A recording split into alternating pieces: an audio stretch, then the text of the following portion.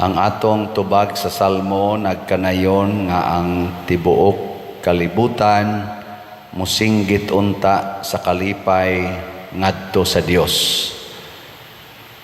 Ang unang pagbasa naghisgot nga panglutos ang mga magtotoo. Gisugdag patay ni Saulo ang si Esteban, niya panglutos, pangpriso, babae ug lalaki, niya musupak-supak yun, patyon. Unsaon kaha ni pagsinggit o kalipay kung lutoson ta? Kamo diha ganahan mo mukatawa o naay gustong mupatay nimo, naay magsigig lutos. Hadlok bang gani tag kana ganing hisgot-hisgutan lang ha. Mura ba to galagot nimo, mura ba to kapatyono nimo, mura man tag kulbaan. Unsa nakaha kon naa na gyud ang mga nagdag, mga espada, mga pusil kay patyo na ka. Muna nagkatibulaag ang mga magtotoo didto sa Jerusalem.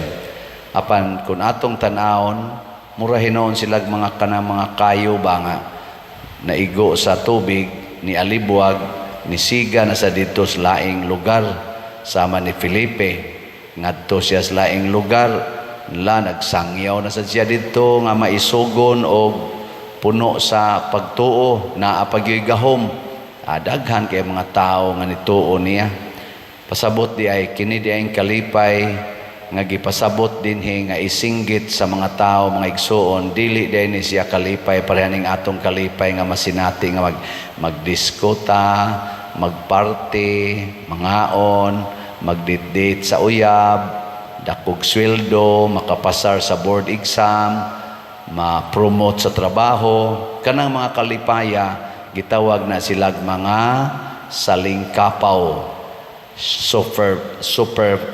superficial nga kalipay.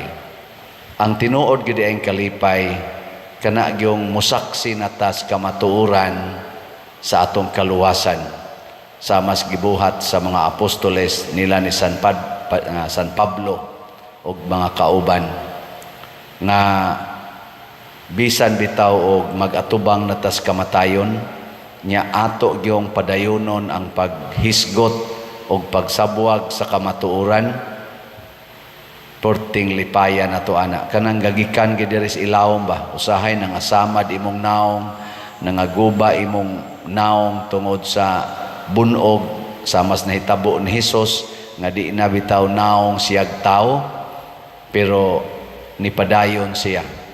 Mausad ni ang gihisgutan ni Hesus nga niingon siya diri ang mutuo kanako dili na gyud mamatay.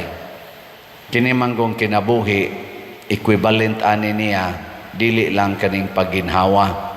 Life also means happiness. Aw mohisgot si Hesus nga dili na gyud mamatay, duhay meaning ani. Dinhis kalibutan dili mohunong ang imong kalipay o ang imong kalinaw nya og mamatay na ta kanang mubuwag ng atong kalag sa atong lawas dili sa ta maimpierno adto gitas langit ang kalipay na gyud nga way katapusan. Nya unsa may sikreto motuo ta ni Kristo. O kinsa man tong mutuo ni Kristo, magsangyaw, magpuyo siyang kinabuhi. Gilingay mong tupad ina andam kang mamatay para ni Kristo. Nako no. Kamong mga asawa, kinsa ninyo ang andam ng mamatay para ni Kristo. Kanang di gyud makigbuwag sa bana bisag yawan o na kaing bana. Sige ra gyud. Congratulations ninyo ana. Mga bana sad di gyud mo yaw-yaw sa asawa bisan pag magyaw-yaw ang asawa gikas buntag hantod sa gabi kana maunay nituo Ginoo. Ngato sang mga politicians karon kinsakha nila ang dili mga palaaway kanang kusog kaing moantos nga bisag dauton, bisag daog-daogon, bisag sawayon, padayon nga mubuhat og maayo.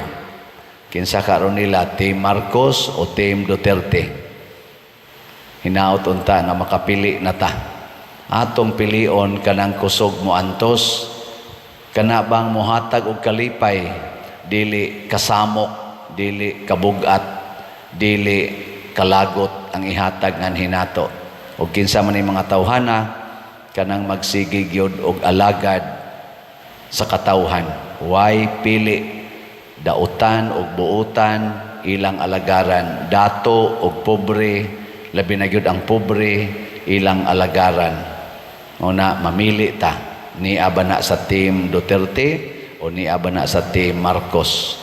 Ug asa ta makapili gikan sa senador hangtod gyud sa konsehal, kanay atong butaran. Nya kinahanglan guided kita sa Holy Spirit.